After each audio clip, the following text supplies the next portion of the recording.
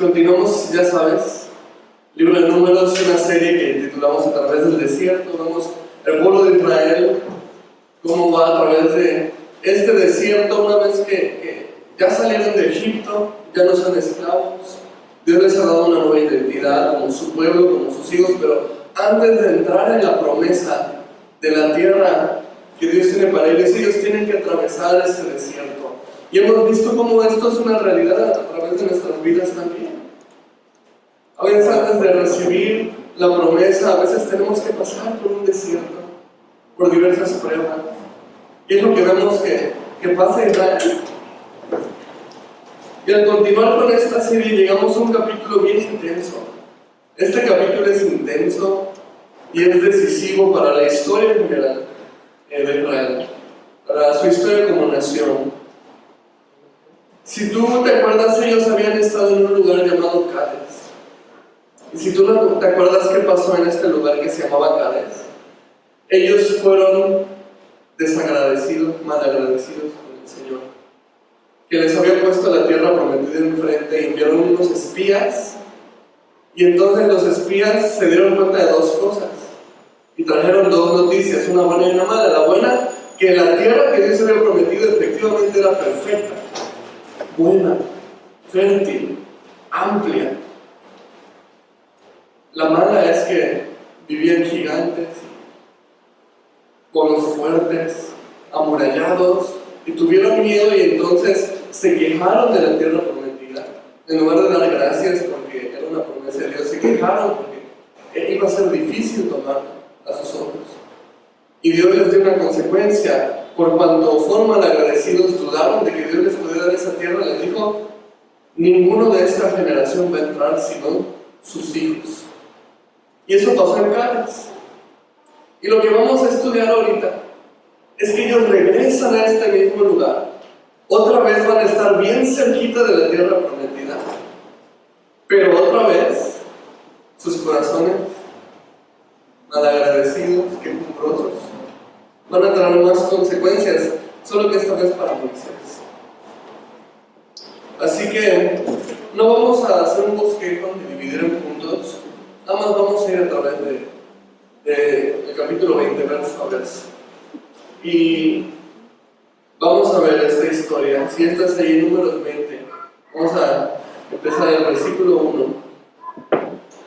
Dice: llegaron los hijos de Israel, toda la congregación, al desierto de Sin, en el mes primero, y acampó el pueblo en Cades, y allí murió María, y allí fue sepultada. Entonces vemos que llegan a este mismo lugar que te comentaba, llegan otra vez a este lugar llamado Cades, y lo que inicia la narrativa de este lugar es que fue el lugar donde murió esta mujer llamada María. Ahora, ¿quién es esta María? Te tengo por ahí una diapositiva. María era la hermana mayor de Aarón y Moisés. Okay, hay que tomar en cuenta, recordar dentro de la historia, que tanto Moisés como Aarón como María son hermanos. Ellos están emparentados. ¿Okay? Entonces ella es la hermana de Aarón y Moisés, es la hermana mayor, la más grande de edad. Ella era una mujer que dice Éxodo 15 que era profetisa. Era profetisa y era el líder entre las mujeres. Eso te lo dejo de tarea, Éxodo 15, 20, puedes encontrar esos datos. También nos enseña la escritura que esta María se rebeló en la rebelión que hubo en Números 12. ¿Te acuerdas de esa rebelión en la que Aarón y María se juntaron para murmurar en contra de Moisés? Era esta María. Entonces te imaginas, esa rebelión fue de los dos hermanos de Moisés en contra de Moisés mismo. Entonces vemos dentro de lo que la palabra nos cuenta acerca de esta María, que era una mujer con cosas buenas y con cosas malas, tal como cualquiera de nosotros. Dios le había dado dones, ella los usó bien, lo vemos en el libro de Éxodo. Ella usó ese don de profetisa y de liderazgo con las mujeres, la reunió, dice, para danzar y para alabar a Dios. Hermoso.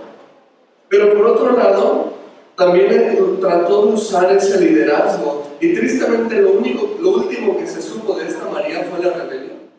La rebelión que armó en contra de su hermano Moisés, usando mal también esos mismos dones que Dios le había dado. Y en el polémico tema entre cristianos hoy en día está uno de esos polémicos temas es sobre las pastoras, ¿no? Las mujeres pastoras.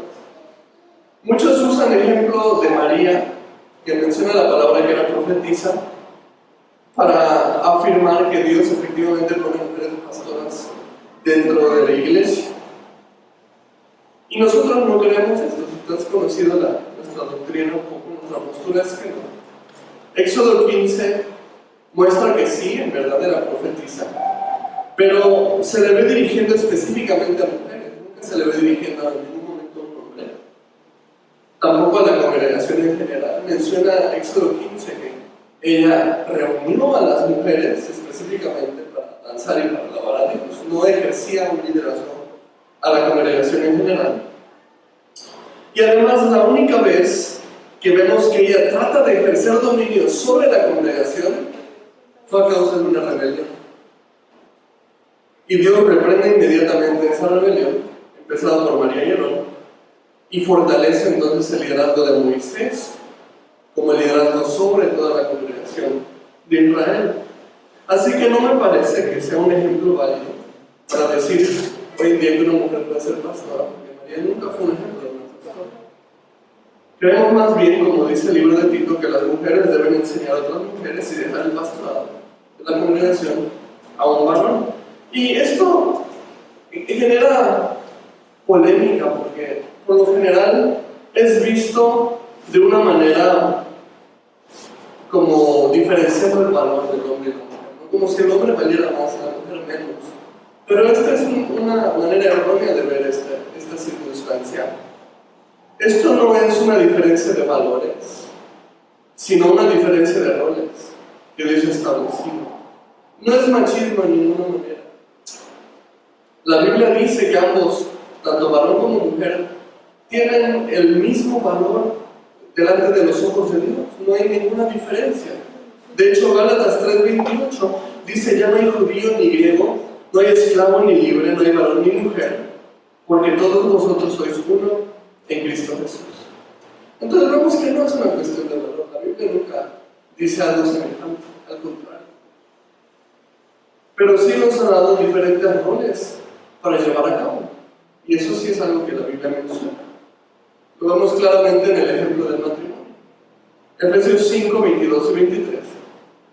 Dice: las casadas estén sujetas a sus propios maridos como al Señor, porque el marido es cabeza de la mujer, así como Cristo es cabeza de la iglesia, la cual es su cuerpo y él es su Salvador. Yo tengo bien en claro que tanto mi esposa como yo valemos igual delante del Señor. Y es más, yo tengo una mayor responsabilidad de cuidarla a ella, porque viéndolo de esta manera, mi suegro es el Señor. Y esto yo lo he tenido de hecho muy presente, porque mi esposa no ha crecido sin un padre. El papá de Leti falleció cuando ella era muy pequeña, y ella creció sin un padre. Y esto a mí me ha aumentado aún más esa realidad de que mi suegro dio ese cuidado que es con su hija. Y yo tengo bien en claro que tenemos el mismo valor delante de Dios. Nunca la menospreciaría, nunca la trataría como si ella fuera menos importante, o no tomaría en cuenta su opinión. Por supuesto que no. Porque la Biblia nos enseña que valemos igual y que el rol del varón es entregarle después a su hija de regreso al Señor Santa, pura sin mancha. Pero doy gracias a Dios que nos ha dado roles diferentes. Dios nos hizo diferentes para complementarnos el uno al otro. Esa es la realidad bíblica de la que nos habla la Escritura. Dentro de estas diferencias que tenemos varones y mujeres, hay roles diferentes a llevar a cabo. En la iglesia, el rol del varón es llevar el pastorado, y el de mi esposa es llevar a las mujeres de la iglesia. Y doy gracias a Dios por esto, porque para mí sería un tanto inapropiado estar llevando mujeres, aconsejando mujeres a solas. Podría dar una mala imagen, podría poner a la iglesia en alguna tentación, porque somos todos pecadores. Dios es sabio y Él sabe por qué ha asignado distintos roles Entonces no debemos de pensar en ningún momento que esto es una cuestión machista, es una cuestión de denigración de la mujer, de decir que la mujer no es capaz de hacer algo. Esto es simplemente un orden de roles que Dios ha establecido en su palabra y tenemos que tener bien claro esto. Pero regresando entonces a Números, al final de cuentas es comprensible por qué María fallece primero que Moisés y que Aarón, porque es el hermano mayor de ellos. Ella ya es una mujer avanzada de edad, entonces empieza este capítulo en el versículo 1 comentándonos esto, que ella fallece en este lugar llamado Cades. Vamos a continuar versículos 2 al 5. Dice, y porque no había agua para la congregación, se juntaron contra Moisés y Aarón.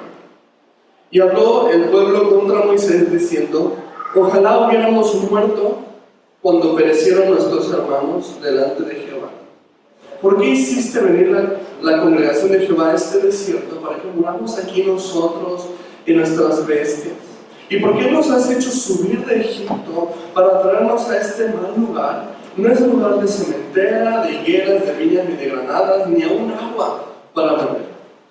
Entonces, como te dije, vienen otra vez a este mismo lugar llamado Cades y tristemente vienen con la misma actitud con la que vinieron la vez pasada. No han cambiado nada su actitud, siguen siendo ingratos con Dios, siguen quejándose por todo. Y dicho sea de paso, una de las mayores muestras de ingratitud es las quejas, ¿sabes? ¿Quién de aquí es una persona que se queja mucho? Y la realidad es que el quejarnos, y me apunto en eso, el quejarnos es muestra de ingratitud. Seguramente los que nos quejamos somos personas que necesitamos aprender a agradecer más. Y la única manera en la que se nos va a quitar algo quejumbroso es aprendiéndole a dar gracias a Dios por lo que tenemos y dejar de estar codiciando lo que aún no tenemos. Colosenses 3:15 dice, y la paz de Dios gobierne en vuestros corazones, a la que asimismo fuisteis llamados en un solo cuerpo, y ser agradecidos. Entonces, ¿quieres tener paz con Dios en tu vida? Deja de quejarte y comienza dando gracias. Los israelitas, en lugar de ser agradecidos, tenían muchísimo que agradecer. No les faltaba comida, no les faltaba sustento. Todos los días les llovía maná del cielo para que ellos comieran. Pero tenían esa actitud de quejas, de inconformidad, y por supuesto ellos no iban a tener paz. Ellos no iban a tener paz de ninguna manera. Entonces continúa el verso 6, y se fueron Moisés y Aarón de delante de la congregación a la puerta del tabernáculo de reunión, y se postraron sobre sus rostros, y la gloria de Jehová apareció sobre ellos. Y sabes algo que me encanta ver, es qué tan común, qué tan usual se había convertido para Moisés y Aarón postrarse sobre sus rostros. Las cosas empezaban a ir mal, el pueblo se quejaba, algo se le salía de las manos, ya era su costumbre, por decirlo de alguna manera. Vámonos, y nos postramos. O sea, iban a orar, iban a Dios en oración. Me encanta ver qué tan usual se les ha vuelto esto a Aarón y a Moisés porque han aprendido a depender de Dios. Pero al mismo tiempo me pregunto, ¿qué pasaría si nosotros hiciéramos esto tan usualmente? ¿Qué pasaría si nosotros, en lugar de responder a las críticas, en lugar de devolver las malas palabras o las malas actitudes, en lugar de lanzar la mirada así de pistola, nos buscáramos y buscáramos a Dios en oración? Me pregunto qué cambiaría en nuestras vidas si volviéramos de esto algo tan usual como Moisés y Aarón hicieron. Y de seguro te puedo decir que nos hubiéramos ahorrado muchos problemas. Nos ahorraríamos muchas palabras que no queríamos que salieran de nuestra boca. Nos ahorraríamos lastimar a muchas personas que no queríamos que salieran lastimadas. Podemos seguramente decir que si esto fuera una práctica tan usual para nosotros, Dios nos bendeciría. Dios nos bendeciría. Seguramente podríamos experimentar lo mismo que experimentaron Aarón y Moisés. Porque dice aquí en el versículo 6, que se postró sobre sus rostros y la gloria de Jehová apareció sobre ellos. Y estoy seguro que esto cambiaría nuestras vidas. Versículos 7 y 8 continúan. Y habló Jehová a Moisés diciendo: toma la vara y reúne la congregación tú y Aarón tu hermano, y hablará la peña a vista de ellos, y ella dará su agua. Y le sacarás agua de la peña y darás de beber a la congregación a sus bestias. Entonces me encanta porque Dios da una solución. El pueblo se está quejando de agua, le dice: bueno, vas a ir a esta peña, a esta roca, le vas a hablar y esta roca va a hacer el milagro de sacar aguas para todo el pueblo y para todos sus animales. Dios está ofreciendo aquí un milagro, uno muy similar al que había hecho anteriormente en el libro de Éxodo. Éxodo 17, versículo 6, vemos algo muy similar que había pasado anteriormente. Dice, Dios le dice a Moisés: he aquí yo estaré delante de ti, allí sobre la peña en Horeb, y golpearán la peña y saldrán de ella aguas, y beberá el pueblo. Y Moisés lo hizo así en presencia de los ancianos de Israel. Algo súper similar, ¿verdad? Pero ojo, dije similar, más no igual. Porque hay una pequeña pero gran diferencia entre estos dos acontecimientos. La primera vez que vemos aquí en Éxodo, en la pantalla, la instrucción es que golpear la roca para obtener aguas. Pero lo que vemos aquí en Números es diferente. Aquí en Números Dios le dice a Moisés: háblale a la roca y dará agua. Y esto tiene una explicación bien hermosa, porque esta roca representa a Cristo. Esto lo podemos ver en 1 Corintios 10:4. Dice: y todos bebieron la misma bebida espiritual, porque bebían de la roca espiritual que los seguía, y la roca era Cristo. Entonces el Nuevo Testamento nos explica que esto que aconteció era un reflejo, una sombra, un cuadro de Cristo. ¿Cómo refleja esta roca, esta piedra a Cristo? Porque primeramente, como vemos en Éxodo, Cristo fue golpeado por nosotros, como la roca fue golpeada. O sea, Cristo se sacrificó por nosotros. Él dice la palabra que fue golpeado, fue abatido, y entonces fluyó de él salvación para nosotros por medio de su sacrificio. Las aguas de salvación fluyeron, y hoy en día todo aquel que cree en el Señor Jesús es salvo por medio de su sacrificio. ¿Por qué? Porque la roca fue golpeada. Esto la primera vez. Por eso esta primera instrucción es golpear la roca. Pero ahora la instrucción en Números es habla la roca. ¿Por qué este cambio? Porque ahora Cristo, que ya ha sido sacrificado por nosotros, no necesita ser sacrificado de nuevo. De hecho, el libro de los Hebreos dice que el sacrificio de Cristo es un sacrificio hecho una sola vez y para siempre, y suficiente para la salvación de toda la humanidad. Entonces, hoy en día, ¿cómo recibimos la salvación de Cristo? Hablándole a la roca. Romanos 10:9 dice que si confesares con tu boca que Jesús es el Señor y creyeres en tu corazón que Dios nos levantó de los muertos, serás salvo. ¿Ves? Cristo no tiene que volver a ser sacrificado por nosotros. Ahora, por medio de la fe, confesando con nuestra boca que Él es el Señor, creyendo en nuestro corazón, entonces somos salvos. Por esto, la segunda instrucción es háblale a la roca, aquí en el libro de Números. Ahora, ¿qué es lo que hace Moisés? Versículos 9 al 13. Entonces Moisés tomó la vara delante de Jehová, como él le mandó, hasta aquí va todo bien, como él le mandó. 10. Y reunieron Moisés y Aarón a la congregación delante de la peña y les dijo: oíd ahora, rebeldes, os hemos de hacer salir agua de esta peña. Entonces alzó Moisés su mano y golpeó la peña con su vara 2 veces, y salieron muchas aguas, y bebió la congregación y sus bestias. Y Jehová dijo a Moisés y a Aarón: por cuanto no creísteis en mí, para santificarme delante de los hijos de Israel, por tanto no meteréis esta congregación en la tierra que les he dado.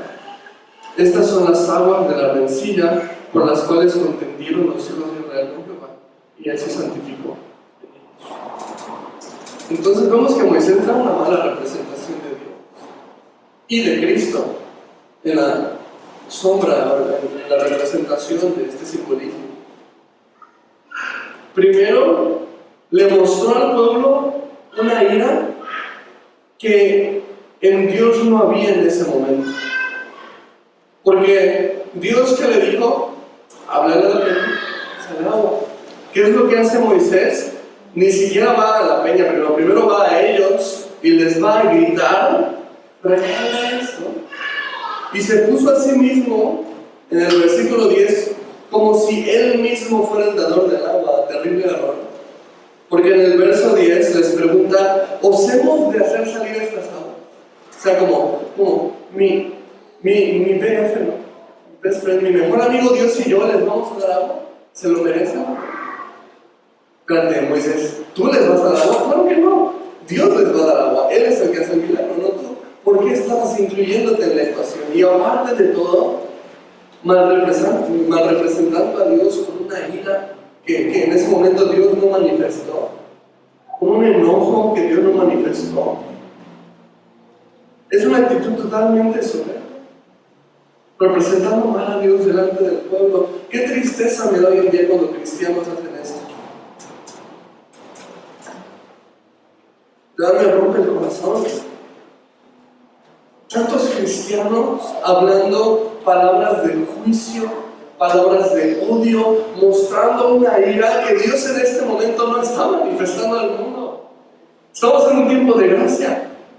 Estamos en un tiempo en el que cualquiera que se rinda a Cristo, confesándolo como el Señor de su vida, va a ser salvo y va a ser hecho hijo de Dios. Pero tenemos aquí un montón de cristianos demostrando una ira que no existe todavía. La ira la vamos a dejar para el día del juicio, pero ahorita no. Ahorita estamos en una época de gracia y quedamos en el mismo problema que Moisés. Una actitud de total soberbia, una actitud de mala representación de Dios al mundo. Y por otro lado, Moisés también fue una mala representación de Cristo, porque como te expliqué en todo este simbolismo, representaba primero la roca golpeada, el sacrificio de Cristo, y después hablar de la roca, la fe por medio de una confesión de fe, la salvación por medio de la fe en Cristo.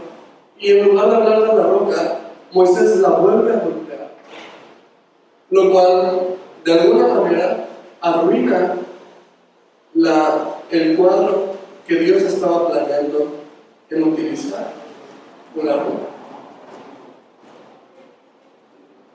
Él no debía haber golpeado otra vez la roca, debía haberle hablado. Era la figura que Dios estaba representando. Entonces rompió con una hermosa imagen que debería de haber representado a Cristo. Por eso Dios le da una consecuencia.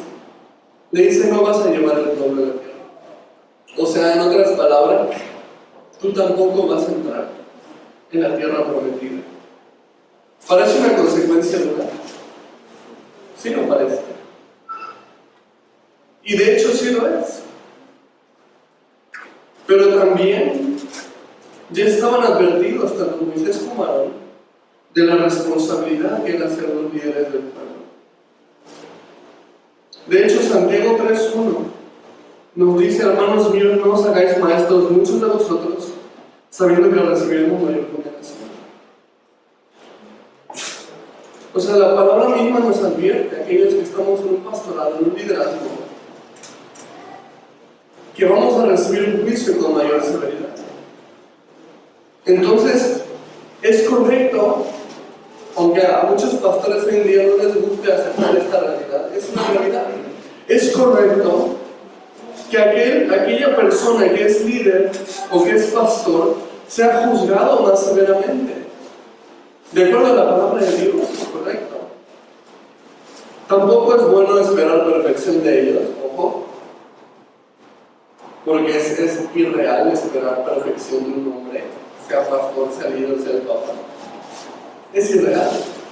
Pero sí es cierto que la palabra dice que somos juzgados con mayor severidad. Algo muy malo pasa cuando el pastor o el líder cree que debe tener un trato preferencial por ser pastor. La Biblia dice lo contrario. Dice que será juzgado con mayor severidad. Por lo tanto, ojo, dice, no serán maestros muchos. O sea, si vas a entrarle, ten en cuenta esto. Esto lo podemos aprender sin duda del ejemplo de Moisés. Versos 14 al 16. Envió Moisés embajadores al rey de Edom desde Cades, diciendo: así dice Israel tu hermano, tú has sabido todo el trabajo que nos ha venido, cómo nuestros padres descendieron de Egipto y estuvimos en Egipto largo tiempo y los egipcios nos maltrataron y a nuestros padres. Y clamamos a Jehová, el cual oyó nuestra voz y envió un ángel y nos sacó de Egipto, y aquí estamos en Cades, ciudad cercana a tus fronteras. Entonces vemos que, bueno, después de este incidente, el pueblo tiene que continuar avanzando de cualquier manera hacia la tierra prometida. Y entonces Israel, queriendo continuar su viaje, pide permiso, dice aquí al pueblo de Edom, para pasar por el medio de su pueblo. Y este pueblo de Edom es un pueblo interesante. Tal como dice el verso 14, era considerado un hermano de Israel.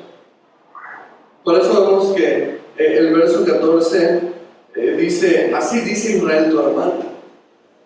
Era considerado un hermano de Israel. ¿Por qué? Porque Edom fue una ciudad fundada por Esaú. Si tú te acuerdas un poquito de la historia de Génesis, Esaú era hermano de Jacob. Eran dos hermanos. Esa es la historia que uno salió bien peludito, bien peludo. Esaú significa velludo. Y después Jacob salió después de Esaú agarrándolo de su tobillo. Le pusieron Jacob, que quiere decir usurpador, queriendo robar esa primogenitura desde que eran niños, ¿no? Entonces ellos fueron hermanos. Esaú fundó Edom y Jacob se convierte en el líder del pueblo de Israel. Entonces por eso se dice que Edom e Israel eran hermanos, porque efectivamente fueron dos hermanos que fundaron cada una de esas ciudades. Probablemente por esto los israelitas se atreven a pedir este favor, porque esto no era un favor muy común, ¿ves? Cualquier pueblo que te pidiera eso y tú le otorgaras ese permiso era un peligro, porque está pasando todo un ejército por tu ciudad.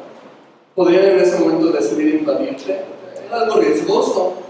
Pero Israel se atreve confiando, bueno, pues somos ciudades hermanas, ¿no? Igual y nos dan chance, ¿no? Creyendo que así, pues, permitiéndoselo, ellos van a poder ahorrar un poco de camino, porque de cualquier otra manera tendrían que hacer una vuelta grande para rodear. Y era complicado, hubiera aumentado bastante el tiempo de su viaje.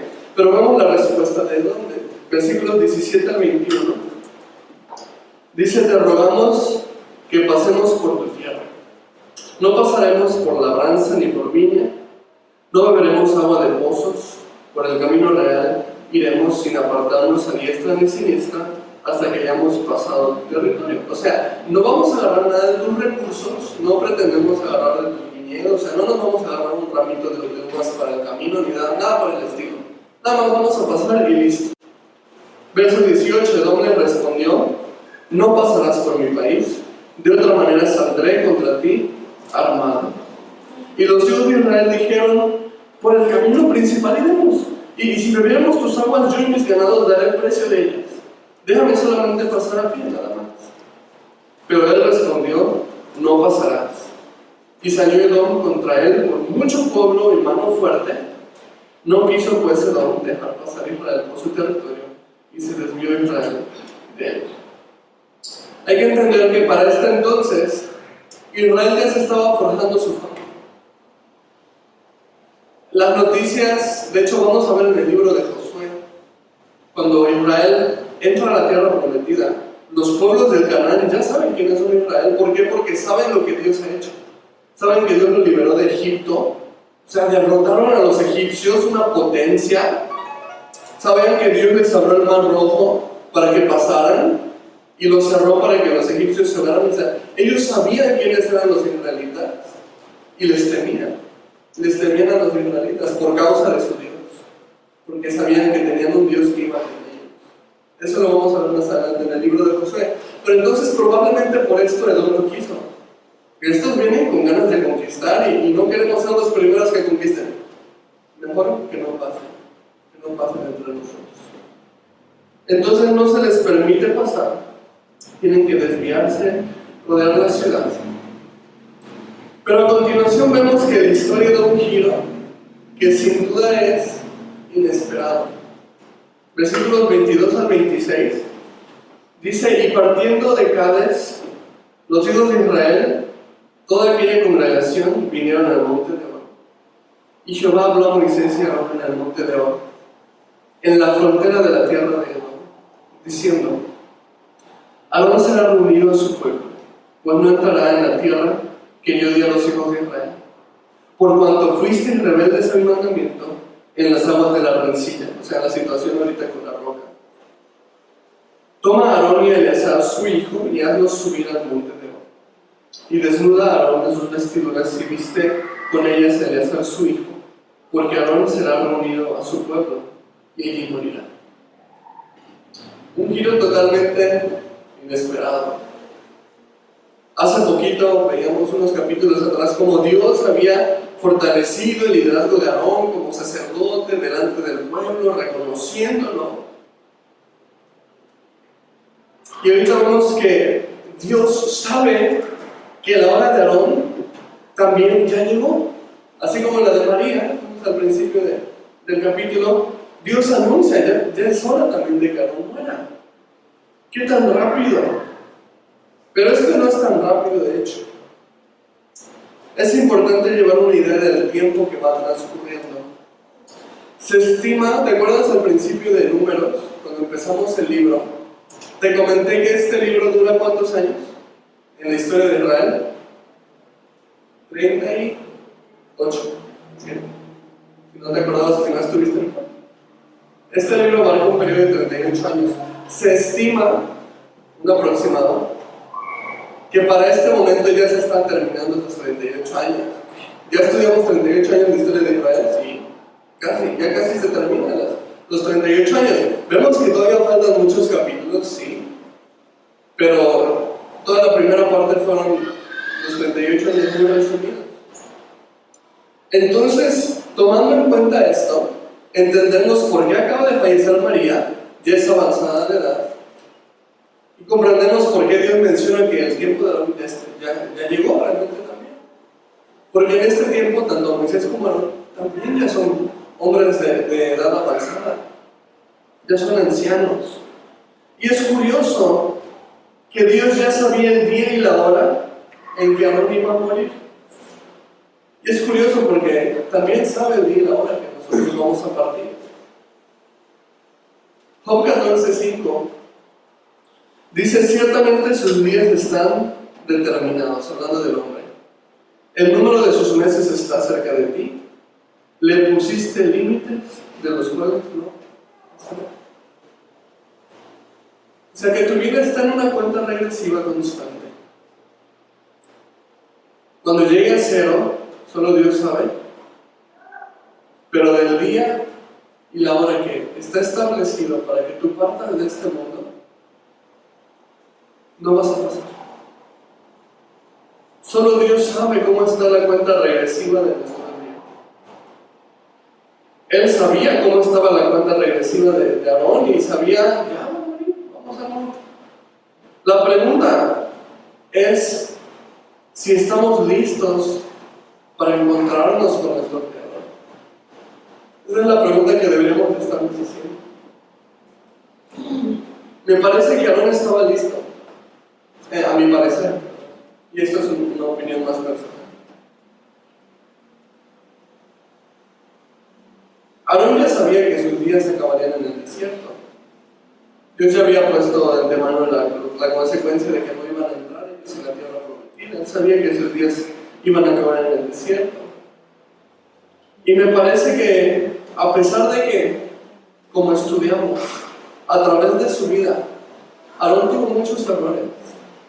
Probablemente el primer gran error, si tú te acuerdas del libro de Éxodo, fue Aarón mismo el que dio a los pueblos de Israel el becerro de oro para que adoraran. ¿Te acuerdas? Qué tremendo error. Y aparte de todo, quiso deslindarse de la responsabilidad. Quiso echarle la culpa al pueblo. Vemos también hace algunos capítulos que Aarón también cometió el error de querer rebelarse en contra de su propio hermano Moisés y se unió con su hermana María para hablar mal de Moisés, hablar mal de la esposa de Moisés. Es en el capítulo 12 de Números. Pero a pesar de los errores, grandes errores que vemos en la vida de Aarón, me parece que en este momento él sí está listo para partir. Porque me parece que después de sus momentos de rebeldía, supo después cómo servir a Dios fielmente, como sumo sacerdote, como intercesor del pueblo.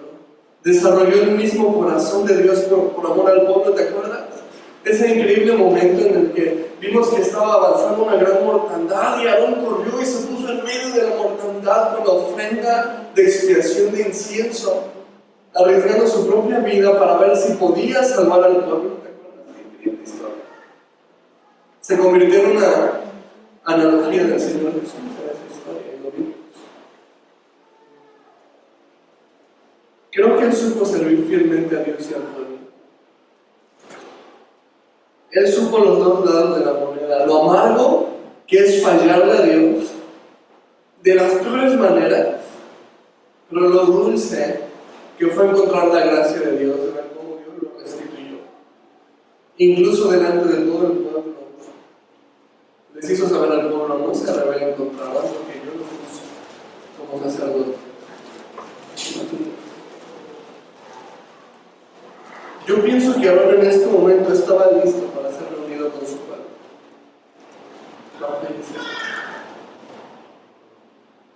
La pregunta del día de hoy, de la noche de hoy, es: ¿estoy yo listo?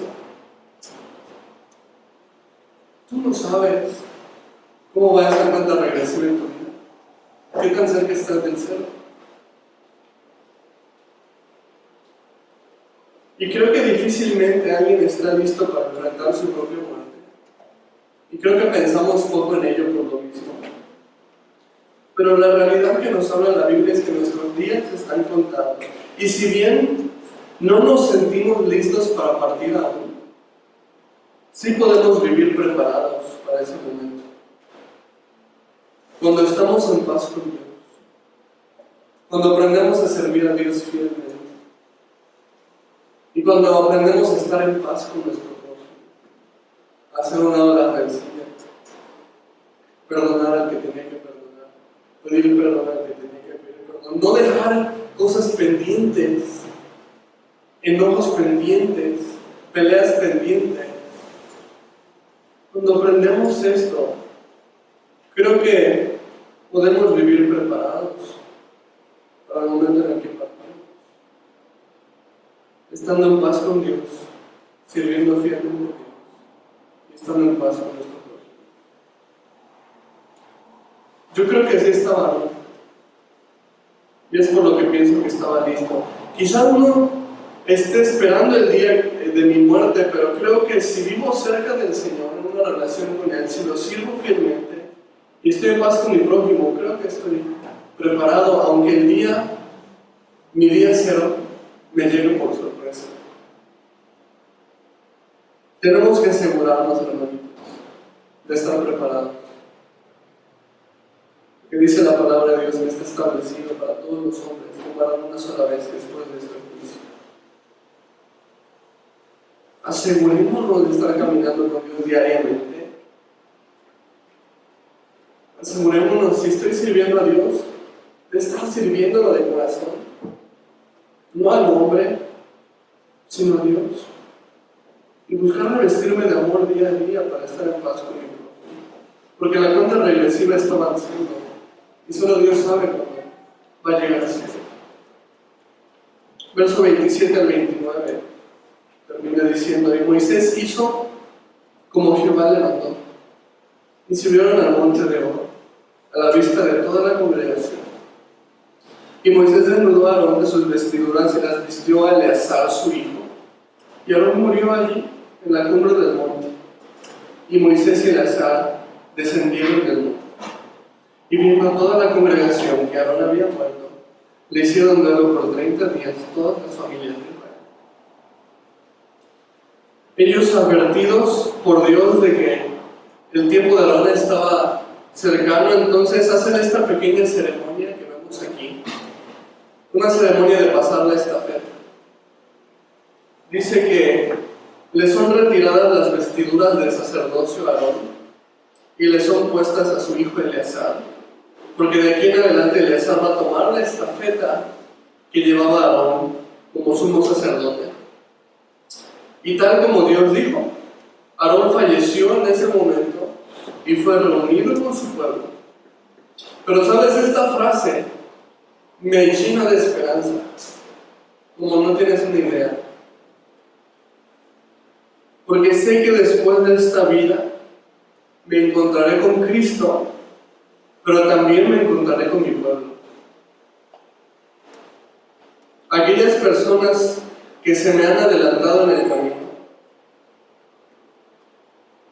aquellos seres queridos de los que tristemente no tuve la oportunidad de despedirme. Volveré a ver a aquellos que creyeron en el Señor Jesús y los reconoceré y voy a poder alabar a Dios junto con ellos en la presencia de Dios. Y esto me trae un tremendo consuelo a mi vida, de que el final de esta vida solamente es el inicio de la verdadera vida. El pastor Chuck Smith, el fundador de nuestro movimiento, dijo una vez: escucharán el día en el que las noticias les dirán que Chuck Smith ha muerto, que ha fallecido. Pero él dijo: no les crean, solamente me cambié de lugar.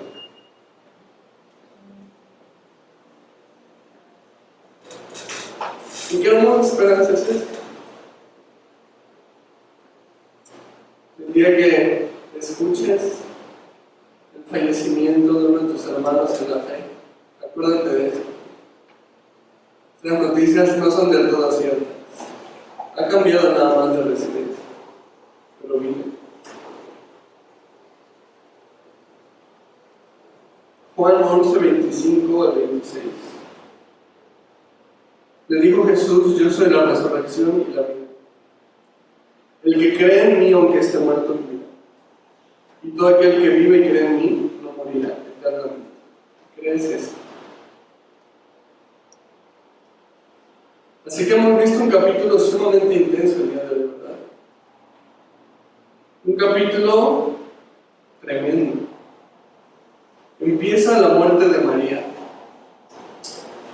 Moisés después es avisado de que no va a entrar en la tierra tampoco él, porque representó mal a Dios delante del pueblo, desobedeció a Dios. Y de último, la tremenda noticia de que también llegó la muerte de Aarón, y Aarón fallece. O sea, mueren los que podríamos considerar los líderes del pueblo.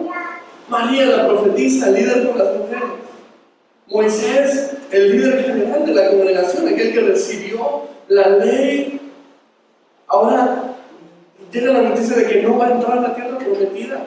Y después Aarón, el sumo sacerdote, el que intercedía por el pueblo, muere. ¿Qué está pasando? está yendo el liderazgo del pueblo, damos gracias a Dios de que el liderazgo en la iglesia de Dios, en el pueblo de Dios, lo lleva a Dios y no los hombres. Y podemos terminar con una pequeña reflexión sobre esto. María, que era profetisa, no pudo llevar al pueblo a la tierra prometida. ¿Pueden los profetas llevarnos a la tierra prometida? No, no pueden.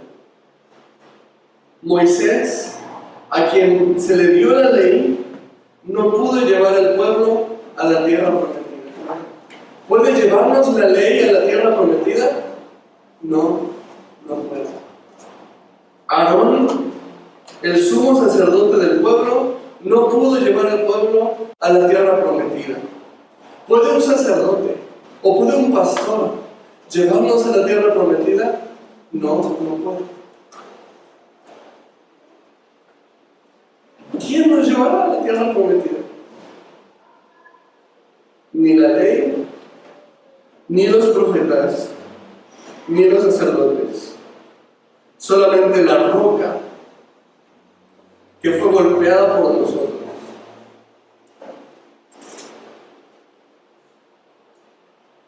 ¿Cuál es su nombre?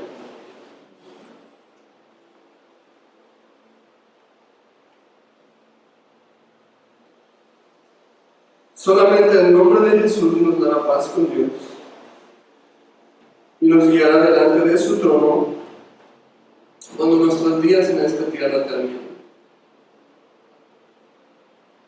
Quizás la elección de Israel en este lugar, Cádiz, pareciera como que Cádiz fue el lugar de su perdición. Primero ellos rechazaron la promesa y ahora que regresan se les están yendo a sus líderes.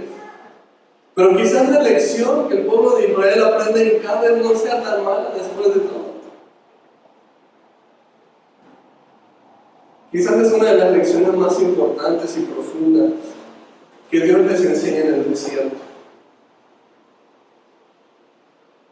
No se trata ni del lugar en el que estén, ni siquiera se trata de la persona que lleve la batuta en ese momento, sino que se trata del Dios que ha prometido llevarnos. Que nuestras esperanzas estén puestas en nuestro Dios. No en nuestra circunstancia, no en el lugar en el que nos encontramos, no en la persona que me haya fallado, porque puede haber sido tu propio pastor, tu propio líder espiritual, aquella persona que pensaste que nunca te iba a fallar. Pero esta es la lección más importante que podemos aprender en el desierto. No es ni la circunstancia, ni el lugar, ni la persona. Es el Dios que va adelante.